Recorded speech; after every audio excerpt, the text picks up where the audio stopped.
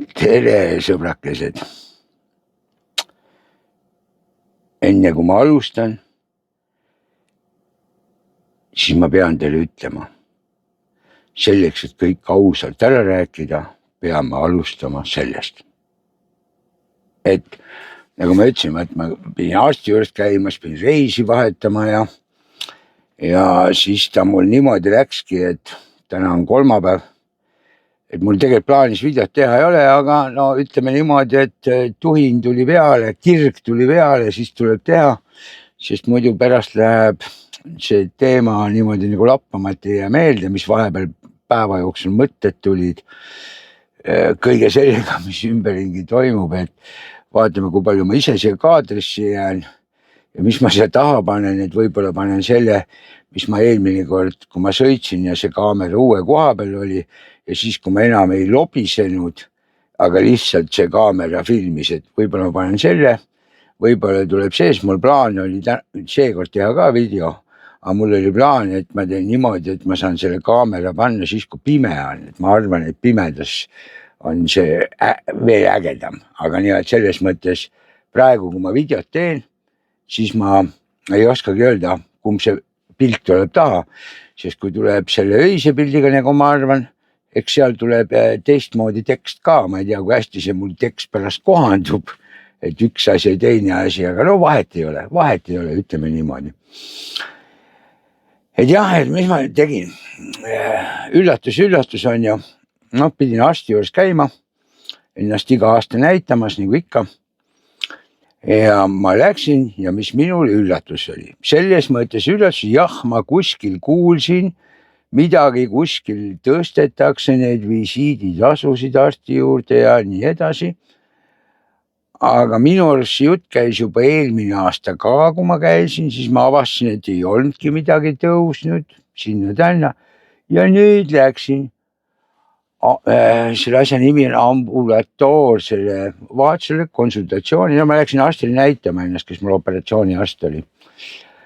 Ja mida pekki, visiiditasu 20 euri. 20 euri. Visiiditasu. Come on. Mul tekib siit kohe küsimus, otas kova huia me neid makse maksame. Ja kuuleme seda juttu, et solidaarsus ja värki ja särki ja et mida? Et pigem siis olgu niimoodi, et igal inimesel ongi sedasi, et on mingi siukene konto, kuhu kõik need maksud, mis sa just nagu maksud, kui neil eesmärk on need maksud ära korjata. Ja ongi sedasi, et mis läheb mingi konto peale ja seda raha sa ei saa sealt välja võtta. See on sinu arstiabi raha, ütleme sellest ajast peale, kui tööl hakkad käima või tähendab, ütleme seal teatud vanuses, siis hakkabki sinna peale, tööl käid, siis sinna peale kogunebki ja vastavalt nii palju saadki. Ja siis ongi, et tuleb meil mingisugune tervisekindlustus, maksad seda veel eraldi ja seda, mis sul omal on, sinna kogu aeg koguneb niimoodi, seda saad kasutada. Ja kuidagi niimoodi seda asja teha, sest praegu on ikka täiesti ulme on ju. Ma ei saa aru, kui ma maksan makse vähe sellest, ma pean ennast töö juures kuidagi ilmselt moodi nuputama, kuidas me saan jumal tänatud direktoriga, saime niimoodi räägitud ja et saime niimoodi siukse kompromissi leida, et need, kes kodus käivad tööl, see on lihtne, võtsid vaba päeva, käisid arsti juures ära, ongi asi mutt või pool päeva vabaks ja asi mutt on ju. Aga ütleme veoautojuhtidel ja ma kujutan ette, neid ameteid on päris palju, kellel on päris suur probleem, et põhimõtteliselt võtta muidu nädal vabaks. Me saime praegu niimoodi ära vahetada, aga see on jälle, ütleme minu puhkepäevade arvelt, sest ma jõuan tagasi, siis ma saan teha ainult 24 ja kohe uuesti tagasi on ju. Niimoodi, et noh, iseenesest on hea, ma vähemalt saan teenida, aga kui direktoril siukest võimalust ei oleks olnud ringi niimoodi vahetada, siis oleks, ütleme, olnud suht pekkis on ju, suht pekkis. Aga ei, tore oli mul see arst on hästi hea. Ja no ütleme inimene, kes on hingega asja küljes. Ja siis läksin, siis ta alati ilusti, kui kabinetti lähen, siis no tere, et räägi, kuidas sul nüüd see aasta läinud on. värki-särki, et kuidas sul on. Ma ütlesin, ei, muidu mul on kõik hästi, ainuke viga on see, et vaat näed, elektri hind tõuseb ja teil siin visiiditasu läinud ja värki ja särki ja see arst ütles viisakalt ka kohe, et jah, et tal on sama teema, et noh, põhimõtteliselt, et elektriarve tõusnud ja visiiditasu tõuseb, palk sellest ei tõuse ja värki, eks ju. Niimoodi, et noh, eks me kõik oleme selles mõttes täiesti ühes paadis. Aga mis ma saan teile öelda, ma saan teile selles mõttes hea uudisega öelda. Arst ütles ära, noh, rääkis need, mis ma kompuutriuuringul käisin sünnipäevapäeval, kui oli ka see teema niimoodi. Põhimõtteliselt elame veel, et midagi ei leitud, kompuuter näitas asi puhas kõik. Niimoodi, et elame veel ja saate mind veel kannatada. Niimoodi, et selles mõttes on tore. Aga no võtakski niimoodi, et võtame selle, vaat praegu on see kuum teema, see elektri hind. Ja elektri hinnaga ma tegin see märkme, et kuidas ma mõtlesin, et kui nüüd hakata meelde tuletama, vaat ma täna just sihukest endale tegin nagu mälumängu, kõik see asju mõtlesin kogu aeg, et kuidas, mis oli ja mingi värk ja päris noored muidugi ei mäleta. Aga ütleme need, kes on ikka vanemad kui 25, 30, nemad mäletavad kohe kindlasti seda teemat. Kui mingi aeg meil Eestis hakati propageerima vingi, et meil oli elekter odav ja tasub panna elektrikütte peale, siis on stabiilne ja värki. Ja praegu ma mõtlen niimoodi, et kurat võtaks, kas siis oli ka kellelgi jube pikk plaan või? Et ütleme, kes tol ajal maju ehitasid ja tegidki oma majad niimoodi, panid sinna kuradi, ütleme, elektrikütte ja värgi ja ütleme, et seal põrandakütted elektriga ja värgiga, mis on ja. Et odav ja et läheb aina odavamaks ja bla kõik. See on ikka päris õudne, loomulikult, kui mina oleks nii kaval mees olnud, et oleks endal maja ehitanud, mina oleks muidugi paralleelselt sinna, kui elektrikütte ja ma oleks pannud ka torud põrandalt läbi, et oma katlamaja on, et saaks põrandaküttega niimoodi, et seal põrandakütte sees vesi või sool või mis iganes seal on, et saaks ise ka kütta juurde, kui elektriga mingi probleem on. Või et ei sobi, et kui mingi odavam tuleb, ma oleks muidugi nii teinud, aga tõenäoliselt ma kujutan ette, et siukseid kortereid, maju on kindlasti üüber palju ehitatud. Ja okei, võib-olla keegi neid ette, aga selles mõttes mõelge nüüd, millised kulusid inimesed teinud, et ta nii ehitanud on. Ja selleks, et midagi ümber ehitada, kui suured need kulud on. Siis teine asi, mis mul mälusopist välja tuli. Vaadake meil seal ei, ma ütlen päris ausalt, ma neid elektriarveid väga ei vaata selles mõttes, et mul naine maksab need, mina olen naisel raha, naine nende arvetega tegeleb, ta mulle kogu aeg saadab neid meili, aga ma väga ei süvene nendesse. Ja praegu muidugi oleks võinud enne süvene, muidugi saaksin lahti ka võtta, aga ma ei hakka, muidu läheb see pikaks nii kaua, ma otsin ja vaatan ja süvenen. Et see eeldaks mingisugust statistika teha, aga kuna meil on niikuinii tehtud siuke pakett, mis on see fikseeritud, et siis nagu vahet ei ole ja saigi just selle põhimõttega tehtud, et siis ei teki üllatusi. Et on kogu aeg üks stabiilne, sest kui elad korteris, siis põhimõtteliselt sa kasutad kogu aeg ühe sama palju elektrit. Ükskord natuke rohkem, teinekord natuke vähem, aga nii palju on, et neid ridasid on sinna juurde tulnud. Mis nendesse ridadesse puutub, siin ma ühte saadet kuulasin seal ka jällegi, ma ise mõtlesin selle peale, aga seal ma ühe targema inimese koha pealt kuulsin ka, kui ta ütles, et ongi järjekordselt, vaadake oma elektriarved üle, maksu maksustada ei tohi. Maksu maksustada ei tohi. Aga meil on ju seal kõik need read, mis juurde pandud ja siis tuleb sinna piraki veel käibemaks ka otsa. Tegelikult peaks olema välja tulnud elektri nii palju, nii palju on aktsiisimaks peaks olema välja võetud. Samas kui on see mingi CO2 maks näiteks või see taastuvenergia tasu. Tasu on ka nägumaks on ju. Et need, mis on siuksed asjad, seal ei tohiks olla käibemaksu. Mitte ühelgi juhul ei tohiks olla. sest need on kõik, need lisaread on tegelikkuses kõik maksud. Nii et jälle suur point, see, kellel on niisugune arve on väike, seal on nagu ütleme suht sama, et okei, et tegelikult selle värgi, tegelikult pohhu juu on ju. Aga kurat, kui sul on ikka arved seal 200 ja ülesse poole, siis see käibemaks on juba sihuke suht krõbe juba. Sest ikkagi põhimõtteliselt on nad 1/4 kuradi sellest hinnast maksad juba juurde, seda käibemaksu. Nii et mida suurem arve, seda rohkem tuleb. Ja mis on veel kavalalt tehtud, ma ise ei ole vaadanud, aga ma peangi vaatama nalja pärast, et kas see on tõsi, aga need, mis lisaread tehtud on, siis mõne rea peale on mitu asja kokku kirjutatud. Selleks, et ridasi oleks vähem. Ma ei ole ise kontrollinud, aga eks ma kontrollin üle. Aga no see selleks. Selge on see, et see, mihukest poliitikat meil aetakse, see on, ütleme, ikka päris haige ja ma ei saa aru see, millest siin Peajeekim eelmisel nädalal saates rääkis, et saates on peaminister ja räägib, et juba on, et ma ei tea, märgid või juba on andmed, et majanduskasv on, mille arvelt, maksude arvelt, et inimesed maksavad rohkem makse või? Et selle arvelt on nagu majanduskasv või? Mida ta räägib, jahub? Ma ei usu seda elu sees ja mina usun, et siin panevad firmad veel järgepidi uksi panevad kinni niimoodi, et on pandud kohe. Sest see on ikka üle mõistuse, mis toimub. Ja vaadake nüüd, mis mul veel seal mälgusopist välja tuli, peas järsku hakkasin mõtlema. Just see, mis puudutab elektriarved, vaata see CO2 maks. Mina mäletan küll, kes siis oli see Peajeekim. Peajeekim oli siis Taavi Rõivas, kui tuli see mingi CO2 kvootide teema ja siis, et kuidagi kvoote saab veel müüa ka. No ma saan aru niimoodi, et meil Eesti riigile eraldatakse mingi hulk, ütleme, millest me maksma ei pea, CO2 kvooti.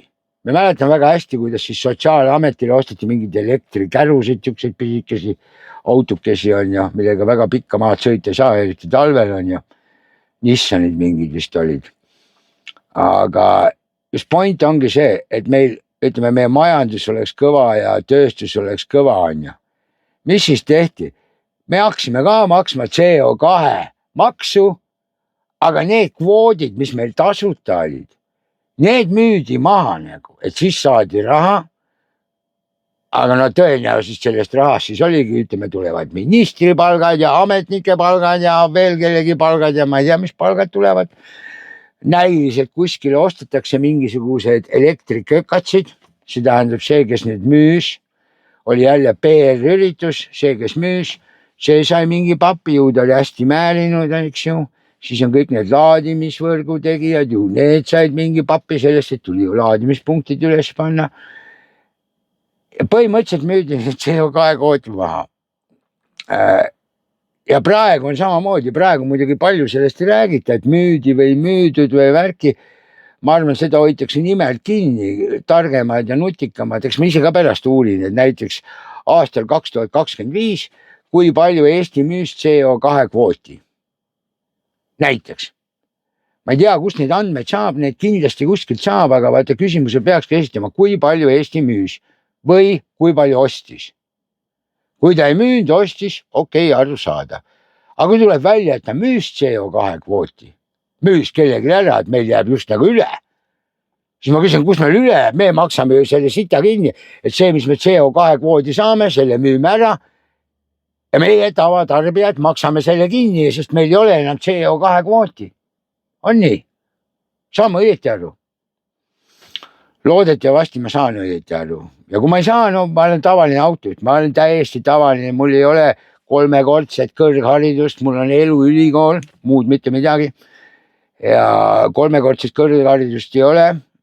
Ja ju need 3-4-kordse kõrgharidusega viimase veal viitsa ametnikud, värgid, särgid, ju nemad teavad täpsemalt presidendid asjad.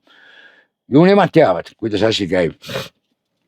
Niimoodi, et pange ka oma mälu sagarad tööle, mõelge, kuidas see asi oli, kui ma praegu ütlen, võib-olla ma valetasin, võib-olla ma mõtlesin selle välja, võib-olla ma nägin luulusid, ma ei tea.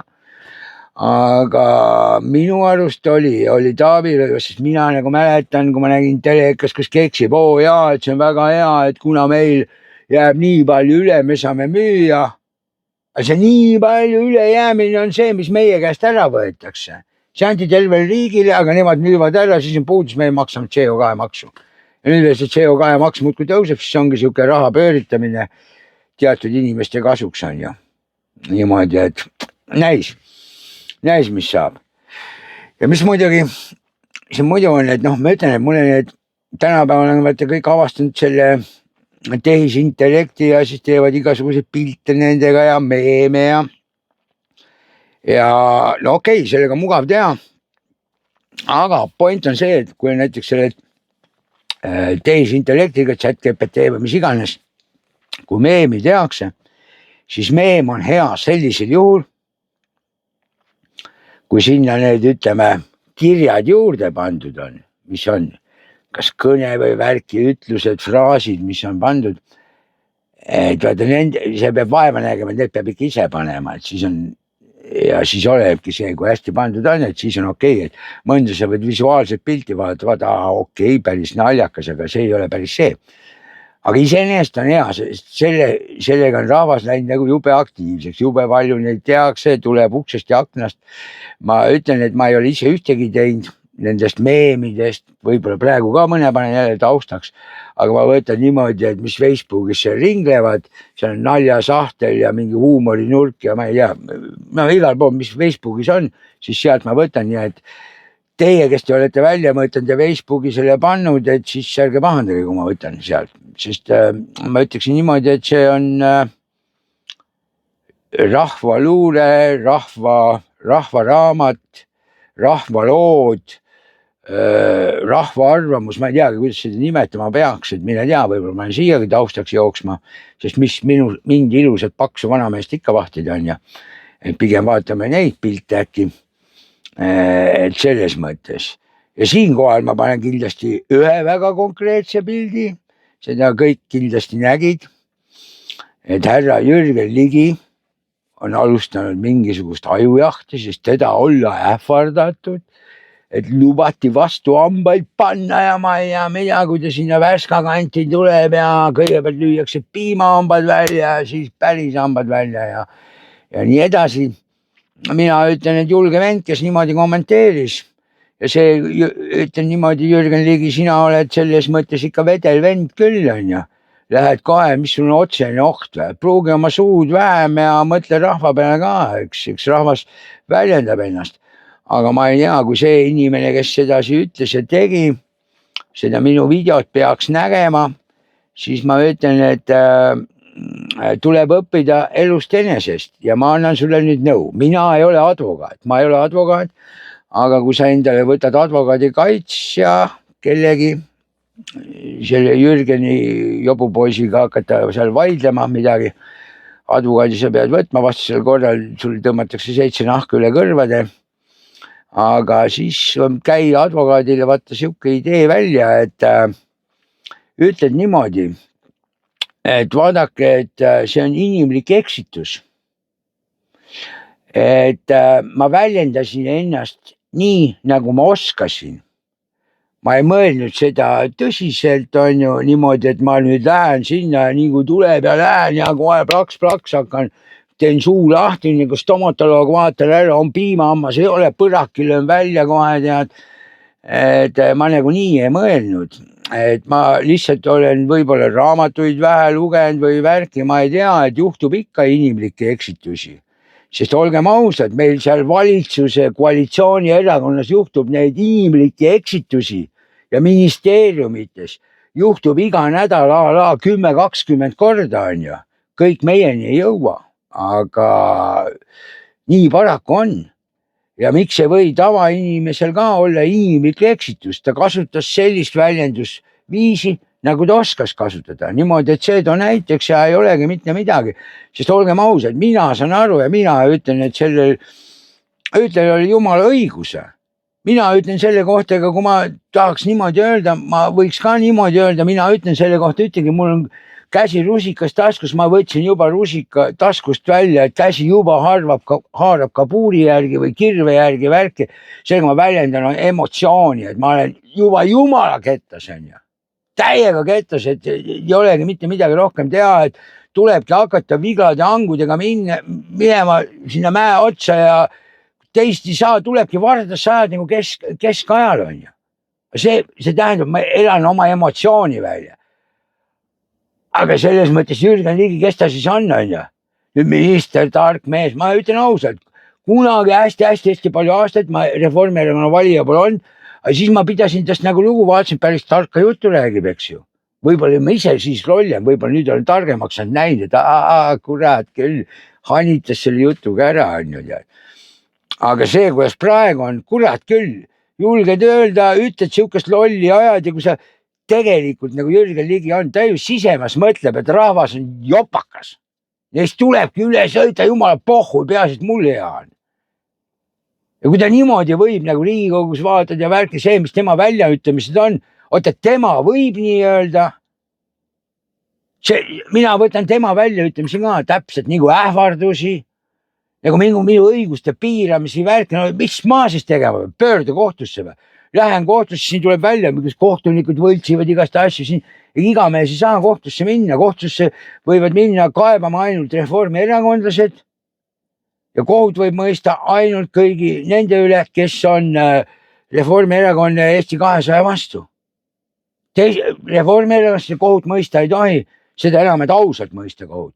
Aus kohus oleks praegu sedasi, et kui reformierakondlased mingi sita kokku teevad, siis pannaksegi suur hääletus, rahvas saadab oma esindajad, põraki kokku on ju 10-20 inimest, nagu vandemehed ütleme, räägitakse asi ära, vaadatakse, mis on ja kui tuleb välja, et on süüdi, siis on süüdi ja siis rahvas lintsibki ära. Nii ongi. Ja uskuge mind, siis läheks meil Eestis elu ka korda, kui meil nii oleks, aga praegu on niimoodi, et ühed on paremad kui teised. Ühed on rohkem lubatud kui teistel on ju.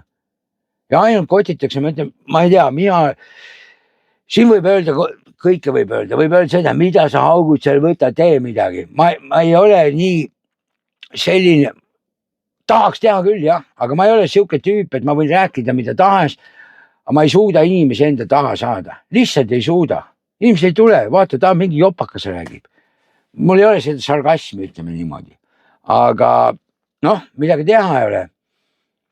Aga rusikas on taskust küll ja kui mäsuks läheb, siis ma ütlen seda, et siis ma olen küll kindel mats, kodus olen, siis jätan töö ka, kus see ja teine ja siis torman ka barrikaadidele ja vaatan, äkki saaks mõne kätte ja panekski niimoodi põraki kohe vastu tatti ära sõna otseses mõttes.